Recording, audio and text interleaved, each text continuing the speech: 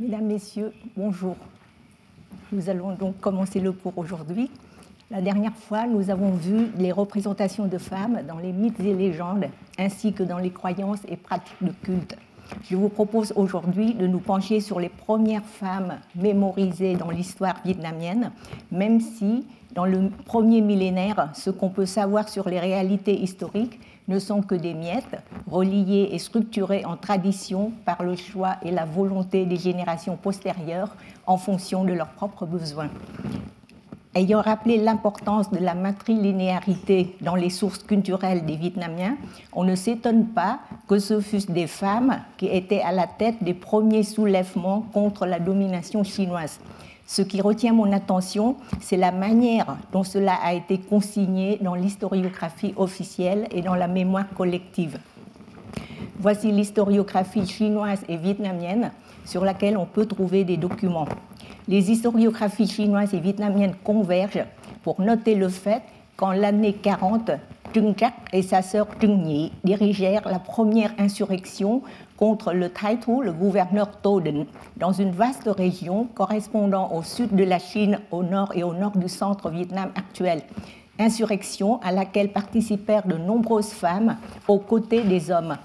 Les deux sœurs se proclamèrent rois, donc Trưng Vương ou Trưng Nữ Vương. Voilà.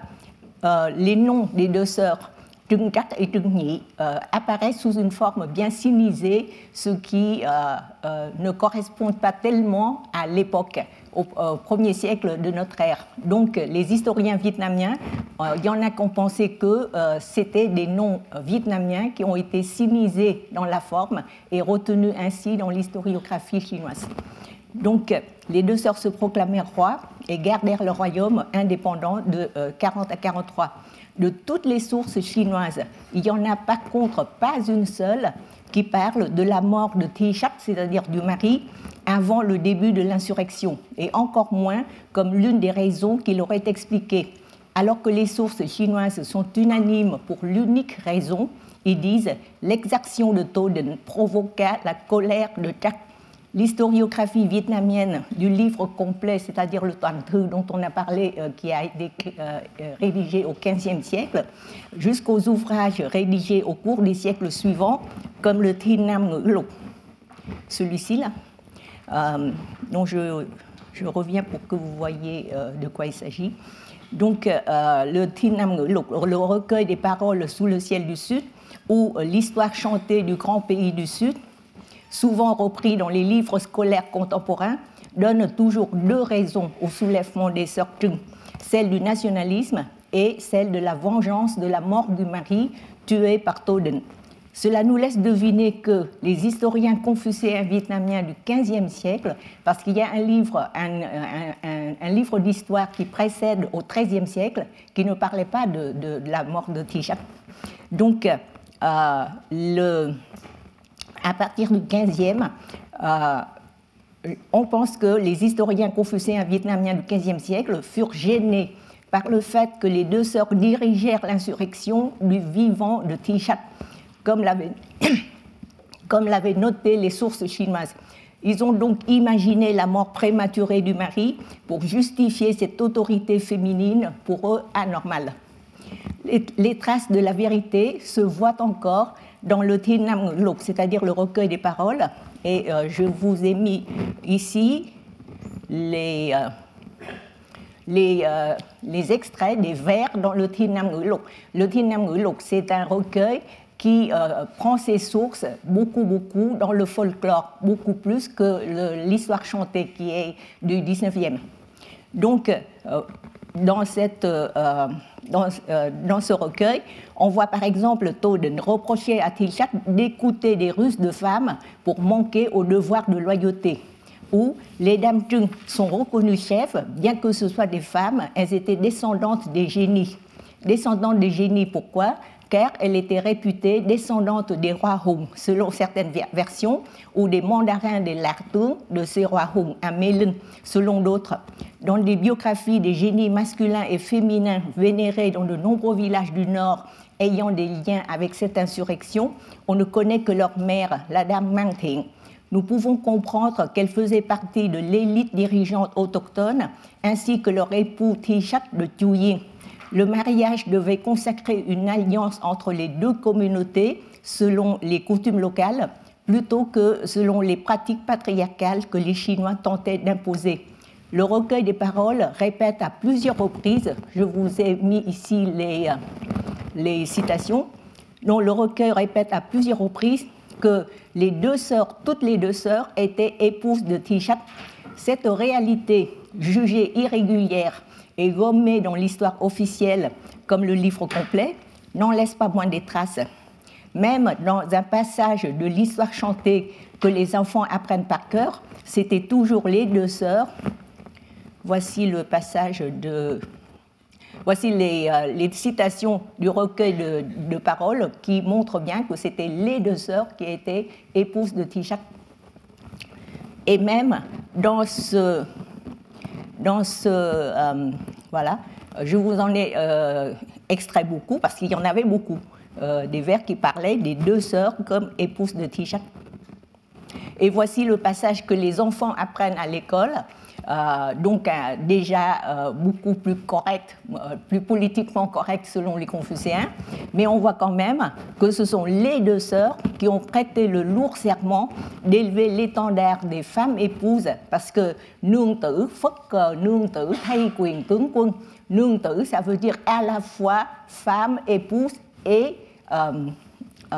femme et épouse. Voilà. Donc, c'était pour remplacer le pouvoir de tướng quân, c'est à la fois le général et l'époux. Donc, si nous rétablissons la réalité historique quelque peu déformée par, d'une part, le patriarcat confucéen et d'autre part, le nationalisme des siècles postérieurs, il apparaît assez clairement les deux raisons de l'insurrection. D'une part, l'augmentation de l'exploitation économique, cela beaucoup d'historiens l'ont prouvé. D'autre part, la volonté des autochtones de mener leur vie comme avant la domination extérieure. Cela se voit surtout dans les mesures prises par les deux souveraines après la victoire. Libérer le territoire, je vous ai mis ça quelque part, voilà, libérer le territoire, diminuer les impôts, il y a eu exemption d'impôts pendant 3 ans, gracier les soldats indigènes. Chacun sait que, vaincu par le Phục Ba Tướng Quân, c'est-à-dire le général dompteur des flots, Mã Vin, qui est Moyen, elle se serait jetée dans la rivière Hat, selon les légendes les plus répandues, et les livres scolaires le répètent pareil, ou, plus vraisemblablement, elles furent tuées sur le champ de bataille en 43 ou 44. La mort violente est non seulement consignée dans l'historiographie chinoise, mais aussi dans la mémoire collective des pratiques de culte dans plusieurs villages où les dames Trung sont vénérées comme génies tutélaires. Dans ces villages, la couleur rouge est exclue de leur culte car c'est la couleur du sang. Donc ça prouve que les deux sœurs sont tuées sur le champ de bataille. Au Vietnam, on a répertorié jusqu'à 103 lieux de culte, 103 lieux de culte liés à l'insurrection et au règne des dames Trung dans 9 villes et provinces. Dans le seul district de Mê Linh, dans l'actuel Hanoï, il y a 25 sites historiques dans 13 communes. Au Sud-Vietnam, c'est-à-dire l'ancienne République du Vietnam, de 54 à 75, la commémoration donnait lieu à une fête nationale avec des processions à Saigon, où les lycéennes, notamment des 2 plus grands lycées de jeunes filles, dont l'un s'appelait justement Trung Vương, donc ces lycéennes jouaient le rôle des dames Trung à la tête de la procession. La pièce de théâtre rénovée, le Cải Lương, qui s'intitule Tiếng Trống Mê Linh, le tambour de Mê Linh, jouée sur scène pour la première fois en 1977, est devenue une pièce classique qui fait la gloire des acteurs et plus particulièrement de l'actrice Thanh Nga qui jouait le rôle de Trung Cát. Tout récemment, en 2022, est apparu un roman intitulé Tambour de bronze, si je traduis en français, où l'auteur Phong Nguyen, un Canadien d'origine vietnamienne, tente de recréer cet espace-temps du 1er siècle de notre ère au pays Viet, où les deux sœurs Chung ont édifié pour le pays une tradition de lutte patriotique, mais aussi de lutte pour le droit à la vie et à la dignité, au bonheur pour les femmes comme pour les hommes. Il s'agit évidemment d'une fiction du XXIe siècle, mais je voudrais montrer comment ces images de femmes combattantes inspirent encore les esprits vietnamiens ou vietnamophones aujourd'hui. Voilà. Donc, au fur et à mesure de la domination chinoise, le rôle politique des femmes devait reculer. En 248, c'est-à-dire au IIIe siècle, Triệu Thị Trinh, une autre femme, se joignit d'abord à son frère Triệu Quốc Đạt, puis, après le décès de celui-ci, fut promue à la tête du soulèvement dans la région montagneuse de sa province natale de Cửu Chân, actuellement Thanh Hóa. Les détails convergent. Des sources sur elle, sur Madame Triệu Thị Trinh, sont d'abord sa grande taille, notamment ses seins, qui sont décrits longs de 3 mètres, de 3 tours, c'est-à-dire une mesure ancienne. Donc ça équivaut, c'est 3 thước, ça équivaut environ à 1,20 m. C'est déjà très étonnant. Vú dài 3 thước vắt ra sau lưng, qu'elle faisait pendre sur ses épaules. Elle apparaissait souvent vêtue de couleur jaune à dos d'éléphant. Tout cela, ce sont des légendes, bien sûr. On la connaît surtout pour cette parole célèbre qu'elle aurait prononcée à 19 ans avant le soulèvement. Voici cette parole. Donc je préférerais monter sur un ouragan violent, fouler sous mes pas les méchantes vagues, trancher la tête de requin au large de l'océan de l'Est, balayer les Chinois hors de nos frontières, libérer la population de l'esclavage, plutôt que de courber le dos pour me faire concubine et esclave des autres. Comme le seul document écrit où l'on trouve ces citations date seulement du XIXe siècle, des auteurs ont émis la supposition que l'idée balayer les Chinois hors de nos frontières, libérer la population de l'esclavage, c'était peut-être une idée rajoutée ultérieurement par les lettrés confucéens. Par contre, toujours est-il que cette parole célèbre s'est avérée tellement inspiratrice. Voilà, il y a la réalité historique et ce que les gens font de leur perception. Donc, ça inspire tellement les générations postérieures que, surtout avec l'aide des manuels scolaires qui, au nord comme au sud, l'ont inculqué aux enfants dès l'école primaire, cette citation est maintenant rattachée de manière indélébile à cette héroïne. Comme ce commentaire des troupes chinoises, aussi ça c'est dans les sources chinoises, le commentaire des troupes chinoises sur elle, ça veut dire c'est facile de tourner horizontalement sa lance. La lance, c'est une arme où il faut que vous soyez proche de l'ennemi pour l'attaquer. Et vous dirigez la lance contre l'ennemi. Si vous êtes très téméraire, vous tournez horizontalement votre lance pour défier le tigre devant vous. Mais c'est facile de le faire et c'est difficile de tenir tête à cette dame roi. Donc, la tradition Trung Triệu a toujours été présente dans la connaissance historique et davantage dans l'imaginaire vietnamien. Cette tradition avait été perçue comme une tradition patriotique féminine longtemps avant que le Parti communiste en ait fait une tradition héroïque des femmes vietnamiennes. Mais est-ce qu'il n'y avait pas autre chose que le patriotisme des femmes, même s'il s'était exprimé avec une force peu commune? Des aspects préservés dans les œuvres anonymes qui sont recollectées, par exemple, dans le recueil des paroles, montrent bien que il y a des aspects qui sont préservés dans les œuvres anonymes qui auraient été gommés parce qu'ils dérangeaient l'idéologie dominante, qui appréciait bien le patriotisme, mais beaucoup moins d'autres revendications plus sexuées. Il suffit de comparer la participation féminine importante à la fois par le nombre des femmes commandants et des femmes soldats et par l'étendard que les sœurs Trung avaient levé au début du 1er siècle, avec, 200 ans après, le caractère exceptionnel du choix de Triệu Thị Trinh. Je voudrais faire ça plutôt que de. Donc, ce caractère exceptionnel, sa déclaration entière, n'exprimait-elle pas clairement et fortement une autre révolte? Cette autre voix a été étouffée pendant des siècles et des siècles de domination masculine. L'État-nation n'en a pas moins préservé, pour le besoin de la cause patriotique, la reconnaissance dans les deux sens du terme, la reconnaissance de et la reconnaissance pour la participation féminine à la survie de la communauté nationale. C'était à la fois pour les femmes l'opportunité de s'affirmer et une invitation-obligation à s'effacer derrière la cause patriotique, dilemme majeur de la participation des femmes vietnamiennes à l'histoire jusqu'à maintenant.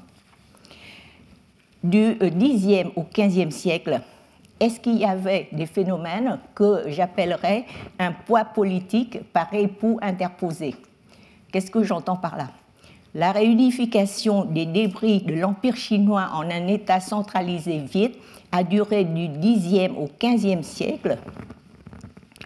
Je vous ai remis ici la diapositive que nous avons vue dans un cours auparavant, juste pour vous situer les dynasties.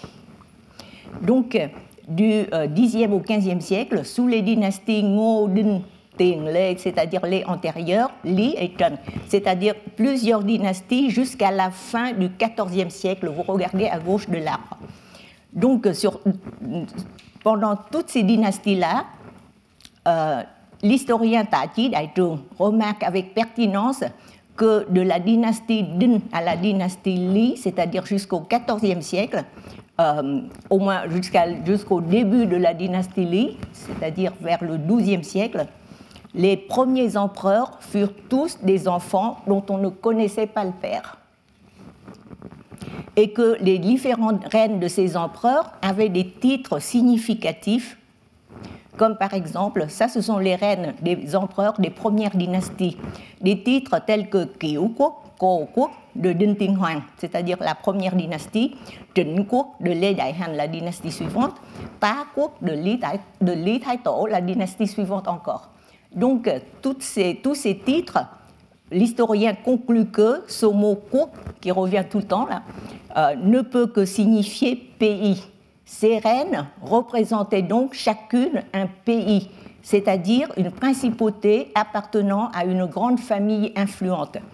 Ta Chí Đại Trường a cité des grandes familles comme la famille Dương de Dương Diên Nghệ, la famille Kiều ou Kiều de Kiều Công Tiễn, la famille Ngô, Đinh et Trần.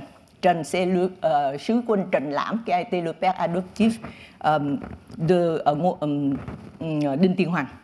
Il est important de souligner que la matrilinéarité n'est pas synonyme de matriarcat. Le pouvoir politique n'était pas aux mains des femmes, surtout après un millénaire de domination chinoise. La matrilinéarité encore vivace se manifestait d'une part par le pouvoir de décision de l'oncle maternel, comme par exemple le rôle de Dương Tam Kha dans la succession de Ngô Quyền, et d'autre part par le rôle d'héritière de la fille des grandes familles.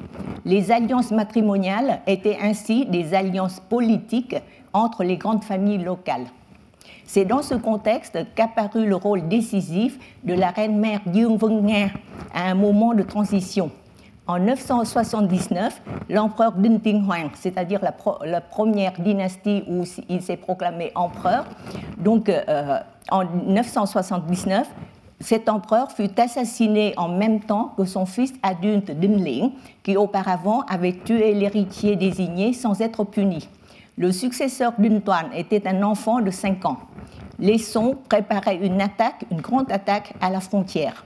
Pour faire face à ce danger, Lê Hoan, qui était le chef de l'armée, fut acclamé par tous les mandarins présents. Mais le geste significatif, c'est la reine-mère Dương Vân Nga, la mère de l'empereur enfant, qui lui mit le costume impérial sur les épaules et consacra ainsi la passation du pouvoir. Et en plus, elle devient la reine de l'empereur Lê, c'est-à-dire l'empereur qui suit, qui ouvrit la dynastie suivante.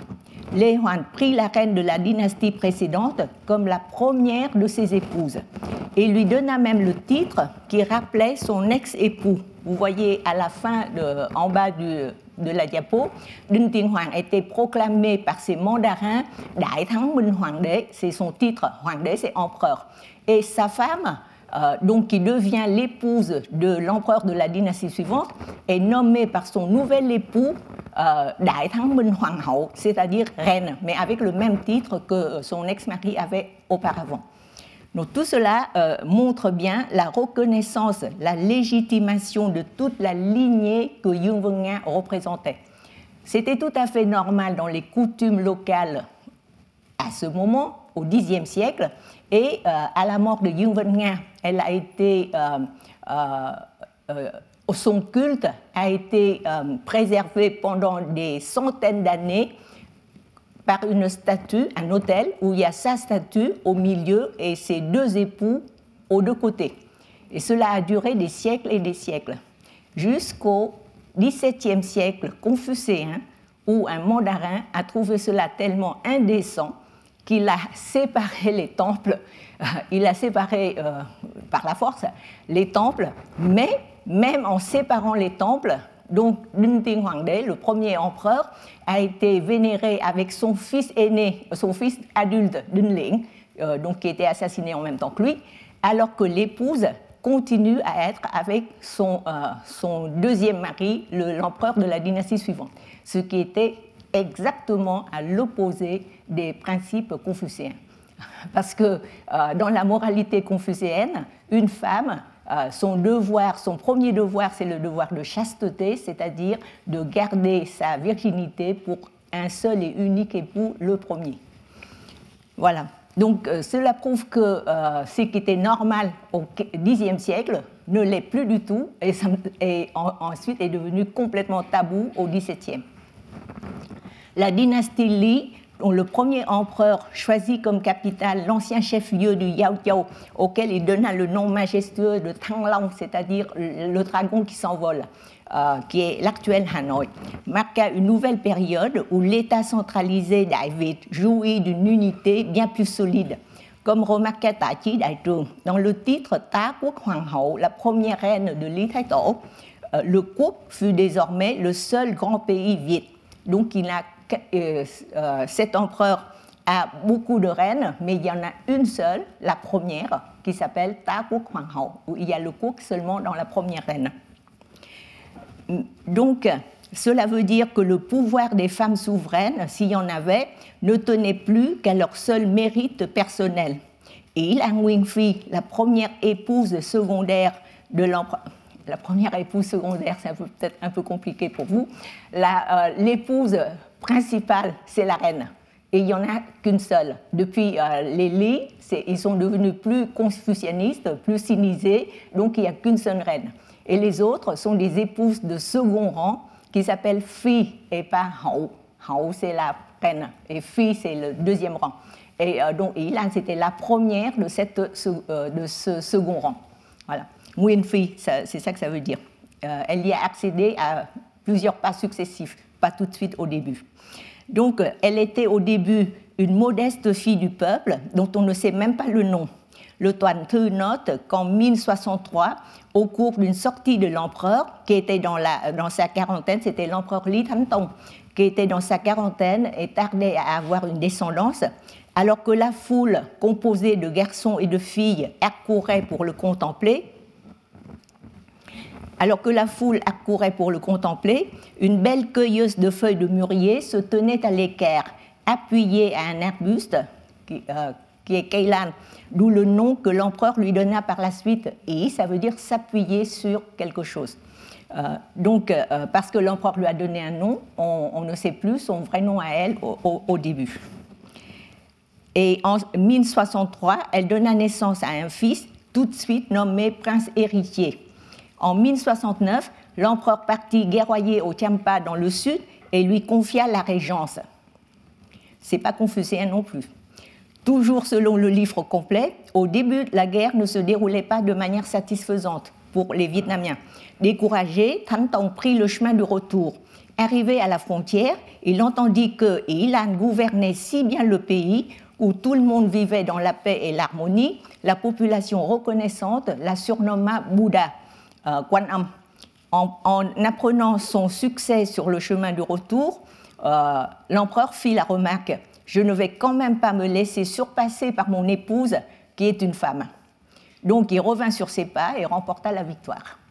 Ce fut la première avancée des Vietnamiens vers le sud. À la mort de Thanh Tông en 1072, la deuxième régence débuta dans des remous bien plus violents, car il a dû inciter son fils, qui montait sur le trône et qui n'avait que 6 ans, à immoler 77 femmes. Il s'agit de la reine-mère, la vraie reine-mère, c'est-à-dire l'épouse principale de l'empereur, qui devient donc la régence, mais il a influencé son fils pour que non seulement la reine, mais les 76 suivantes ont été aussi immolées à l'enterrement de l'empereur précédent. Donc, elle a fait ça pour s'emparer du pouvoir. L'historiographie n'en mentionna pas moins 2 faits remarquables sous sa régence. C'est pas sûr que ce soit sous sa régence parce qu'elle est devenue régente donc en 1072 et normalement une régence, ça ne dure pas au-delà de 10 ans pour que l'enfant grandisse. Mais là, très tardivement après ces 10 ans, elle a encore 2 mesures notées dans le Toàn Thư, le livre complet.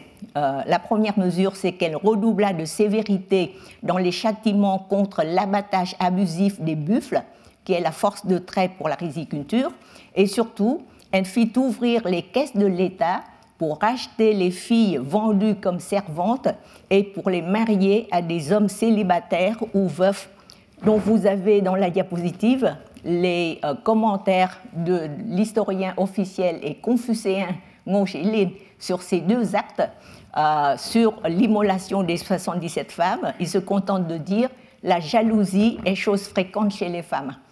Et pour son 2e acte, il remarque « la reine-mère changea ainsi leur vie aussi bien aux servantes qu'aux hommes veufs ». Donc cette fille du peuple, qui vivait libre, spontanée et proche de la nature, comme lui aurait enseigné la philosophie taoïste, qui fut surnommée Bouddha et qui ne se lassa pas d'étudier les livres et la philosophie bouddhique auprès des bons Vietnamiens et Thiam, enfin, n'a pas reculé devant les mesures extrêmes pour s'emparer du pouvoir politique dont elle a su user avec un talent reconnu, admiré des Confucéens et une compassion profondément humaine. Cette femme exceptionnelle ne fait pas autant parler d'elle que les Trung et les Théo, et pour cause.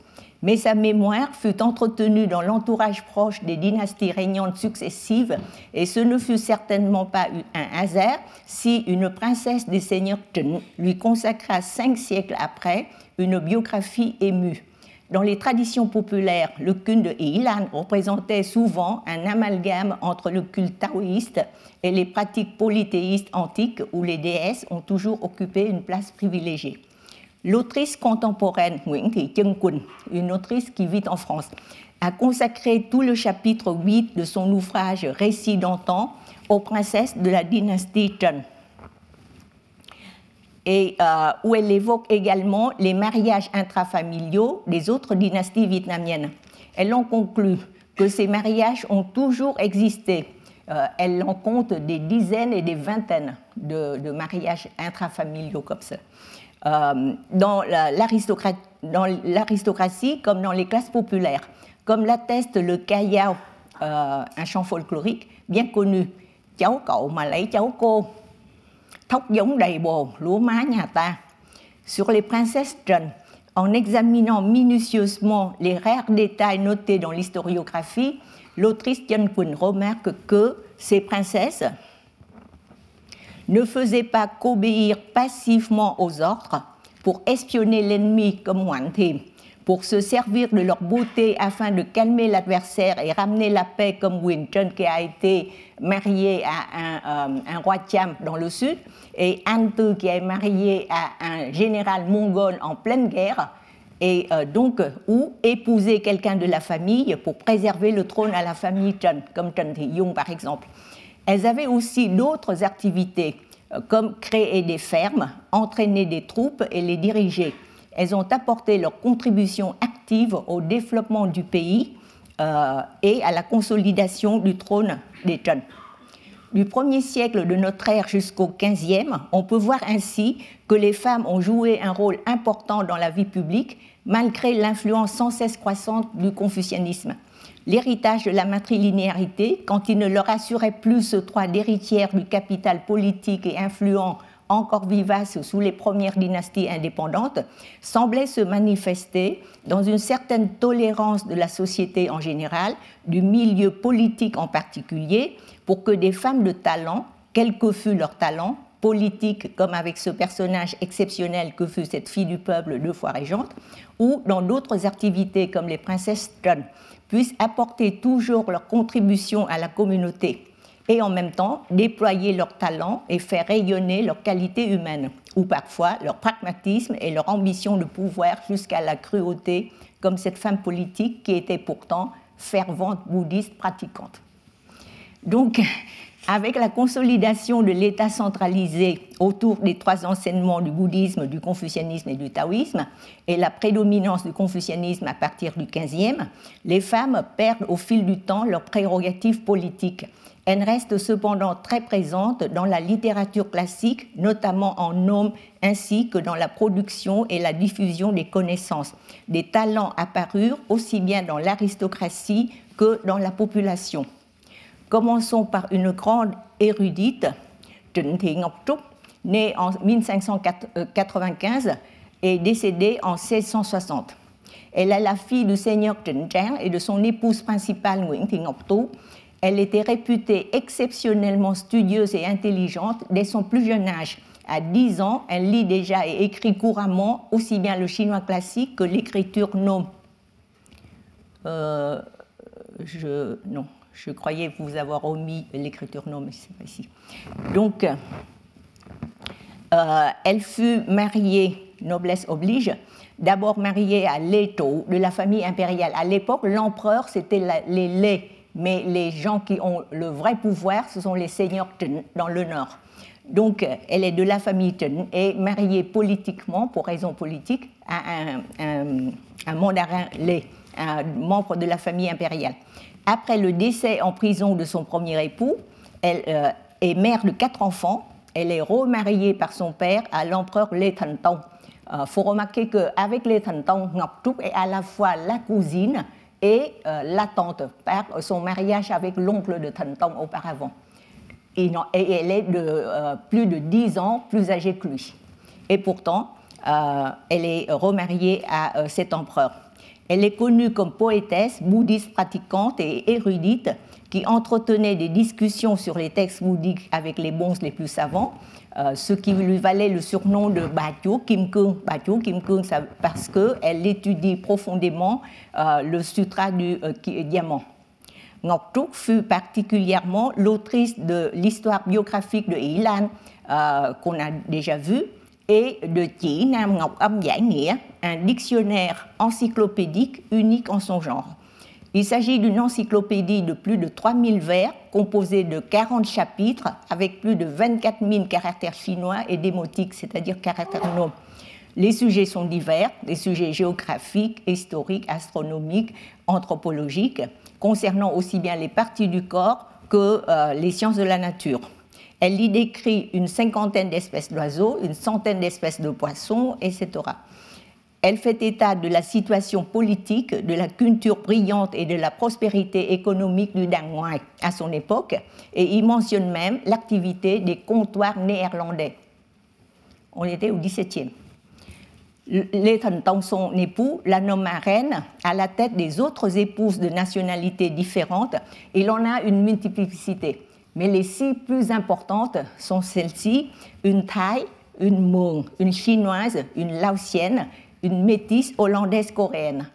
Et donc, à 6, ces 6 épouses les plus importantes, à 6, elles cotisent dans des donations pieuses et dans la fabrication de leurs 6 statues. Il y a 6 statues de ces 6 dames, où chacune d'elles est représentée dans son costume national respectif. Je n'ai pas produit la photo ici, mais la néerlandaise, elle était en décolleté sur sa statue. Voilà. Donc, celle de Ngọc Trúc, la mieux travaillée artistiquement, a été déplacée en 1959 de la pagode Mộc au musée vietnamien des Beaux-Arts. Voici une photo de cette statue. Une contemporaine et amie de Nguyễn Thị Ngọc Trúc, de Trịnh Thị Ngọc Trúc est Nguyễn Thị Duệ, elle a d'autres noms, née en 1590 à Hải Dương et décédée en 1670. Réputée intelligente et belle, elle fut demandée en mariage dès l'âge de 10 ans. Mais ses parents, qui émigrèrent à Cao Bằng, c'est-à-dire dans l'extrême nord du pays, pour suivre les mères, parce qu'à l'époque, dans le Đàng Ngoài, il y avait le conflit entre les Trịnh et les mères. Donc, ses parents préféraient la déguiser en garçon pour la laisser poursuivre des études, au lieu de la marier à 10 ans. Donc, dans un poème rédigé dans son jeune âge, elle écrit ce que je vous ai cité là. Si seulement les concours étaient ouverts aux filles, j'aurais été certainement reçue au premier rang. Et effectivement, elle remporta cet honneur à 17 ans, toujours en se déguisant en homme, et fut la première au concours organisé par les mères, alors que son maître d'école qui passait le même concours était au deuxième rang. Donc, au banquet en l'honneur des étudiants, des lauréats, le roi Mạc Kính Cung découvrit qu'elle était une jeune fille. Mais au lieu de la punir, c'était un mensonge. Donc, mentir au roi, c'était un crime de lèse-majesté, quoi. Mais il a été tellement impressionné par elle qu'il la félicite, l'invite à enseigner aux femmes du palais et finit par l'épouser.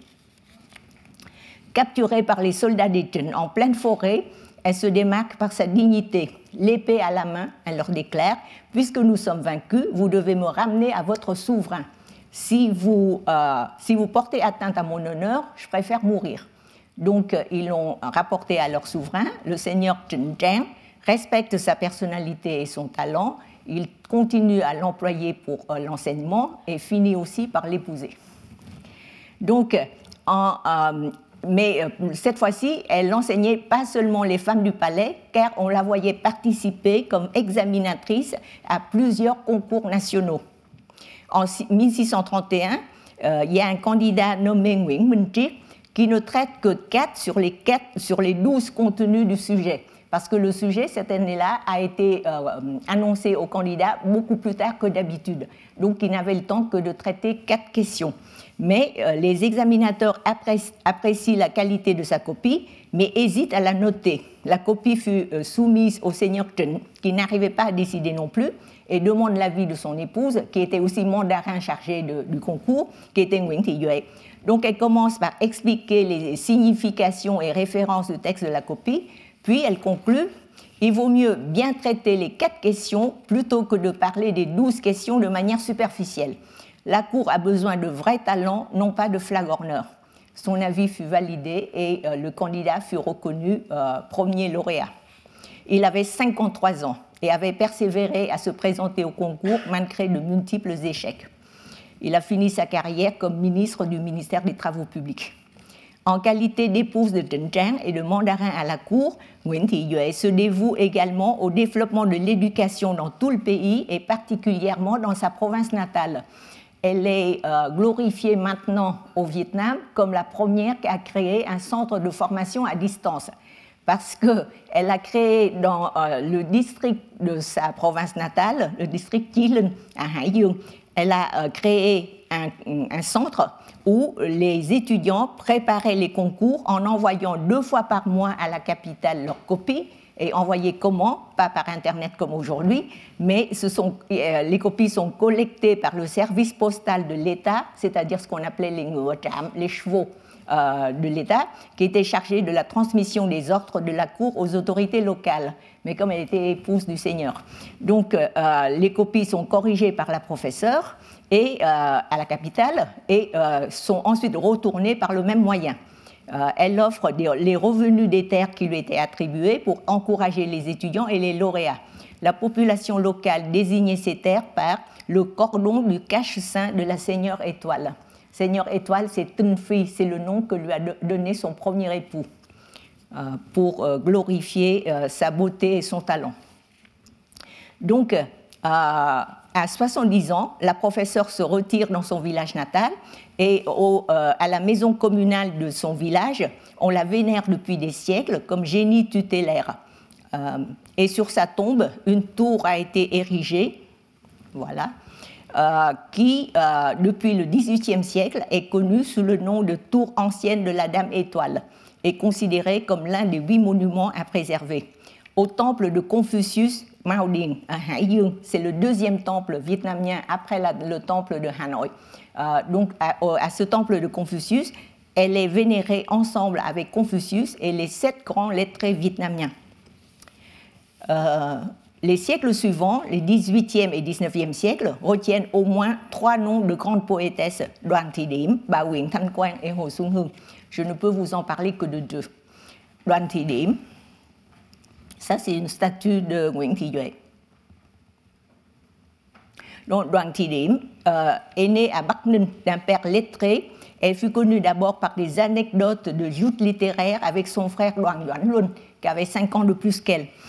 Intelligente et belle, elle fut adoptée par le ministre Lê Anh Tuấn et habite quelques années chez lui. Il a voulu la marier au seigneur, qui était le souverain à l'époque, mais elle n'a pas voulu les retourner chez elle, chez son père. Après le décès de son père puis de son frère, elle devient le pilier de la famille, exerce comme tous les traits des métiers de médecin traditionnel et d'enseignante, en prenant à sa charge sa mère âgée, sa belle-sœur handicapée, ses neveux et ses nièces. Elle avait refusé beaucoup d'offres et ne se marie qu'à 37 ans au docteur Nguyen Kieu, qui aussitôt après part en mission en Chine pendant 3 ans. 3 ans après son retour, Đoàn Thị Điểm décéda de maladie à 43 ans. Donc son bonheur conjugal fut bref, mais ce fut un mariage d'amour et d'estime mutuelle d'un couple intellectuel. L'un des disciples de Đoàn Thị Điểm, Đặng Trần Côn, écrit en sino-vietnamien la complainte d'une femme de guerre, d'une femme de guerrier, qu'elle traduisit en nom. Je vous ai expliqué la dernière fois, le sino-vietnamien le nom. La traduction de Đoàn Thị Điểm est reconnue la meilleure et devient bien plus appréciée et plus populaire que l'original. Voici quelques extraits de cette complainte. Pourquoi la grande popularité de cette œuvre? En plus de la beauté littéraire, il y a sans doute la situation si bien connue et si bien partagée au Vietnam au XVIIIe comme à bien d'autres époques de l'histoire, c'est celle des femmes de guerriers, de combattants.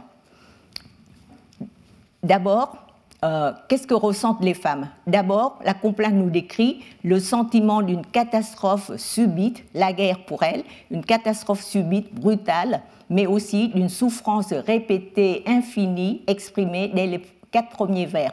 Ensuite, un court moment d'excitation générale des sujets qui obéissent à l'ordre avec une conscience du devoir très confucéen, celui de l'homme de servir son souverain, de la femme d'accepter son sort avec soumission. Mais aussitôt, une nostalgie tourmentée. Je vous ai mis l'extrait ici. Et ici, c'est une très courte strophe sur le devoir. Donc, une nostalgie qui se répand tout au long des 412 vers, mais un passage très court sur les devoirs accomplis. Ce passage est évidemment appris dans les écoles. Donc vous avez une mère à la tête chenue, etc. Donc un passage très court où vous pouvez remarquer « Je la sers, notre mère, à l'instar d'un bon fils, et j'enseigne l'enfant, lui tenant lieu de père. » Les Callao disent pareil. C'est-à-dire, pendant que l'homme part à la guerre, la femme le remplace. Mais tout de suite après, sur tous les 400 vers, c'est que la solitude et la nostalgie. Je vous fais passer rapidement les extraits parce que je n'ai pas beaucoup de temps, mais je vous fais remarquer quand même, pour décoder, pour que ce soit plus facile à comprendre, les fleurs baignées de lune. En apparence, c'est une description. La femme est triste, solitaire, elle est chez elle, elle regarde au balcon les fleurs sous le clair de lune. Mais en fait, si vous le lisez en vietnamien, Hoa giải nguyệt, nguyệt in một tấm, nguyệt lồng hoa, hoa thấm từng bông. Ça veut dire que le clair de lune, en pénétrant, invive chaque fleur. Et en vietnamien, quand on dit nguyệt, hoa, hoa, nguyệt, trùng, trùng, cela évoque l'acte sexuel. Donc, non seulement elle regarde les fleurs et elle est triste, mais son mari lui manque la nuit parce qu'ils sont éloignés. Et tout cela est dit dans un vietnamien très fleuri, mais qui se comprend parfaitement par tous les lettrés et même par des femmes illettrées comme ma grand-mère, dont je vous ai parlé auparavant. Tout le monde comprend bien que Hoa Nguyệt, Nguyệt Hoa, il s'agit de quoi. Voilà. Donc, juste une remarque pour vous aider à décoder. Et aussi, elle exprime son anxiété, son angoisse pour le temps qui passe et la jeunesse qui passe avec le bonheur. Donc, tout cela, vraiment, n'a rien de confucéen. Et donc, ce n'est pas du tout le stéréotype de femme soumise qui accomplit en silence ses devoirs féminins en faisant taire son cœur, etc. Ici, ce sont des cris du cœur, mais aussi des ressentiments. Et voici comment elle l'exprime. Je ne vous en donne que quelques extraits, mais tous les 400 vers, c'est comme cela. Donc, on comprend bien que dans la zone libérée sous le contrôle du Front National de Libération du Sud-Vietnam, le FNL, cet ouvrage a été pendant un certain temps banni du programme d'enseignement scolaire. Et on ne s'étonne pas non plus qu'avec cette liberté de pensée et d'expression, la poétesse Doan Thi Diem fut l'autrice d'une autre œuvre, Nouveau récit étrange, moins bien connue et moins bien valorisée dans l'historiographie officielle, mais très bien reçue et largement utilisée dans les traditions populaires. Limité dans le temps, je ne peux pas vous en parler, sauf pour attirer votre attention sur un seul récit de ce recueil, qui est le récit sur la déesse de Vân Cát. Vân Cát, c'est un district où est née cette déesse dans une de ses 3 existences. Elle a 3 existences, la déesse, à chaque fois elle est née dans un autre endroit, etc. Donc, Doan Thi Diem a donné 3 vies successives à son personnage, et c'est ça qui est significatif. Donc, il y a ce texte, elle a créé le personnage à partir d'un personnage mythique déjà existant, mais elle a compilé les histoires, les mythes sur ce personnage et elle en a fait une autre création de sa part, quoi. Donc, cette déesse de Vân Cát c'est un nom de lieu, s'appelle Liễu Hạnh, et on l'appelle aussi Mẫu Liễu, mère Liễu Hạnh, et elle est à la fois l'un des 4 immortels du Vietnam. Les 3 autres sont des personnages légendaires de l'époque des rois Hùng. Et Liễu Hạnh est le seul personnage qui ait une origine humaine. Et elle est en même temps l'un des 4 immortels et la plus grande déesse mère du culte des déesses mères, encore une fois, dont on n'a pas le temps d'évoquer. Voilà, mais je vous donne quand même le commentaire d'une chercheuse,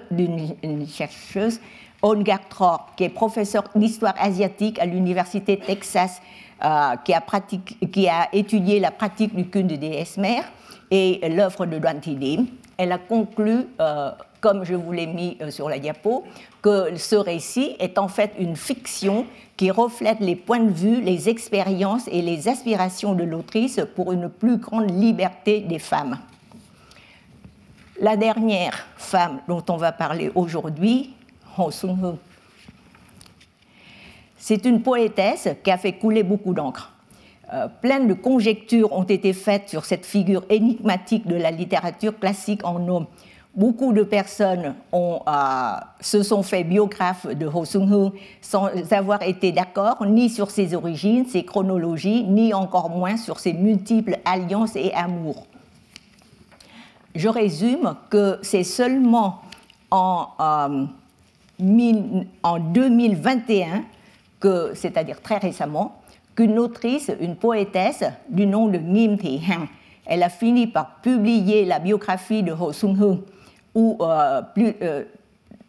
qui est le fruit d'un travail d'équipe soutenu par la famille Hồ, parce qu'en plus, elle appartient à une lignée prestigieuse, la lignée de Hồ à Nghệ An. Mais pendant des centaines d'années, on ne savait pas exactement qui elle était, comment elle s'appelait, quel était son père, etc., etc. Et il y a même des conjectures sur l'inexistence de cette poétesse. Il y a des experts qui ont démontré que finalement elle n'existait pas. que c'était seulement des auteurs masculins qui ont utilisé ce pseudonyme pour ne pas signer des poèmes aussi, avec une crudité aussi grande, quoi. Donc, on a même imaginé qu'elle n'existait pas. Donc, c'est seulement en 2021 que Nghiêm Thị Hằng a pu, à la fin d'un travail de plusieurs années, confirmer certaines choses que des experts comme Hoàng Xuân Hằng avaient dit auparavant, etc., etc. Et donc, c'est seulement en 2021 qu'on a vraiment connu des détails concrets sur cette poétesse qui a impressionné le monde, le monde vietnamien, et même quelques auteurs internationaux qui l'ont connue. Hồ Xuân Hương fut d'abord poétesse de l'amour. Un amour non pas seulement érotique comme on le pense et on le dit souvent d'elle, mais qui savait aussi exprimer tendresse, sentiments et émotions partagées, jusqu'au moins tressaillement du cœur humain sensible à la complicité du couple amoureux comme à la beauté du paysage environnant. Voici très rapidement, dont je vous ai rappelé qu'il y a un homme ici, mais ce n'est pas la peine. Ici, c'est la photo de l'autrice de ce livre qui vient d'être édité et qui s'appelle Décoder le mystère de la poétesse Hồ Xuân Hương. Donc voici quelques poèmes d'elle, des poèmes d'amour d'abord.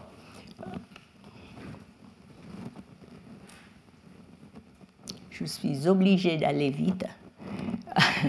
Donc, je vous ai apporté ici la traduction dont je me suis servie. C'est la traduction en français d'une autrice qui s'appelle Nguyễn Minh Thanh.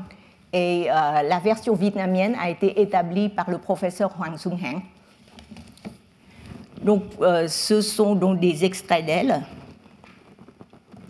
Mais je voudrais attirer votre attention sur ces devinettes. Les devinettes, c'est un genre qui existe déjà depuis bien longtemps dans les kayao. C'est-à-dire, on donne, dans les kayao, c'est quelques couplets de lục bát, c'est-à-dire des vers de 6 et 8 pieds, et ensuite, vous devez deviner de quoi s'agit-il. Mais là, Hồ Xuân Hương fait des devinettes, mais en poème classique, de poème des temps. Voilà, donc c'est son caractère académique. Mais la spiritualité des devinettes est toujours là. Donc voici une devinette. Je vous ai donné la réponse, mais il y a encore une autre réponse. Est-ce que vous l'avez deviné? Vous qui avez été initié au culte de la fertilité, si vous avez participé au cours précédent, est-ce qu'il n'y a pas une autre réponse à cette devinette? La dame a deviné. Donc, je pense que certains d'entre vous l'ont deviné. Pour vous aider, voici un rappel, la diapositive que je vous ai montrée sur le culte de la fertilité. Donc, ce n'était pas seulement la grotte Cacke. Il faut dire aussi que Cacke, c'est le vrai nom de la grotte. Mais Cacke, en vietnamien, ça veut dire malice, malicieuse. Donc, la malicieuse Hồ Xuân Hương s'en est servie, justement, pour donner un deuxième sens à sa devinette. C'est la grotte, mais c'est aussi, certains d'entre vous l'ont deviné, l'organe féminin.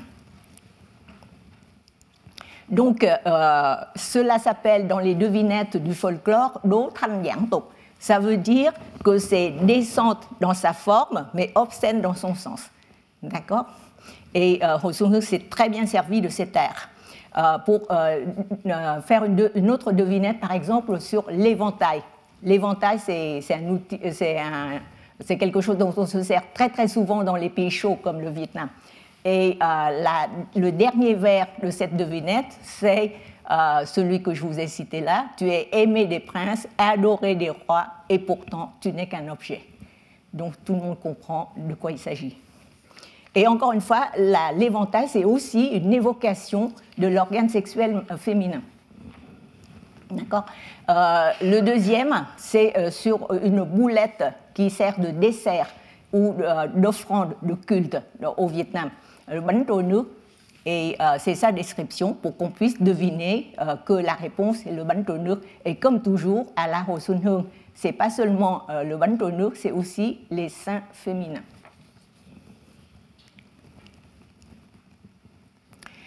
Et voici un autre poème très très connu d'elle, qui est très très proche en la forme qu'un kayao, qui a le même sens, mais le kayao est tout à fait différent. Et ça, c'est un poème de Ho Sung Hung pour parler de la situation des concubines.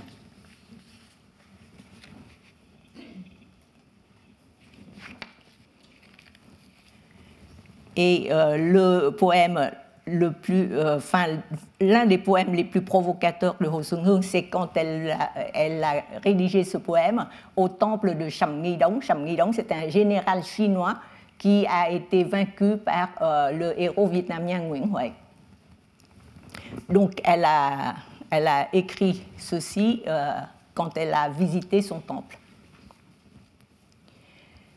Donc, pour conclure sur Ho Sung Hung, voici le commentaire d'un préfacier de ce livre, un préfacier français. En lisant la traduction française, voici ce qu'il a réfléchi sur Ho Sung Hung. Et en dernier lieu, les commentaires d'un chercheur vietnamien, Đỗ Lai Thúy. Je voudrais expliquer un peu le concept de nhà nho tài tử que Đỗ Lai Thúy utilise après bien d'autres, comme Trần Đình Hữu, ceux que j'ai cités en bas, là, Trần Đình Hữu, Trần Quốc Vượng et d'autres encore. Il y a plusieurs générations de chercheurs au Nord-Vietnam qui se sont mis d'accord pour identifier un courant de lettrés dans la deuxième moitié du XVIIIe et la première moitié du XIXe, qu'ils appellent les lettrés nhà nho tài tử. Ma traduction lettré romantique n'est qu'une traduction très approximative, parce que, en fait, tài, ça veut dire talent, et tài tử, ça veut dire ce sont des lettrés qui ne privilégient plus la morale, comme c'était souvent chez les lettrés confucéens. Au lieu de privilégier la moralité, ils privilégient le talent. Et ils sont sensibles à la description et à l'analyse des sentiments, des tressaillements du cœur, etc., etc. Donc, en regardant seulement du côté masculin, ces chercheurs ont trouvé que ce courant date de la deuxième moitié du XVIIIe et la première moitié du XIXe.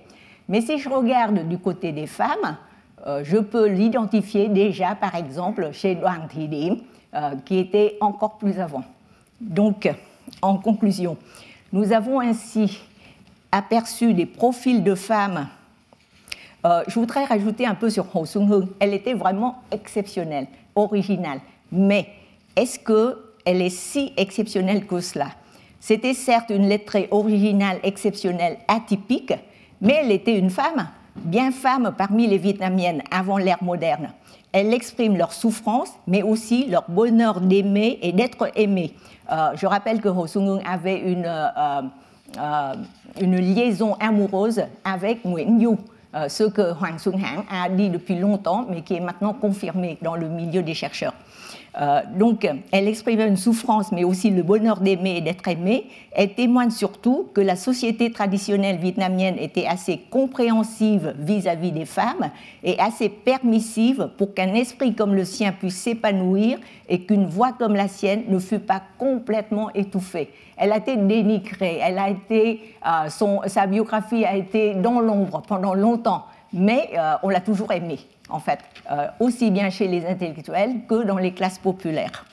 C'est aussi un signe de l'ouverture de la société vietnamienne d'aujourd'hui, je pense, quand les autorités centrales et locales ont soutenu les efforts pour obtenir la reconnaissance de Ho Sung Hung comme une célébrité culturelle ayant une dimension universelle et régionale par l'UNESCO. Cela a eu lieu récemment, en 2021.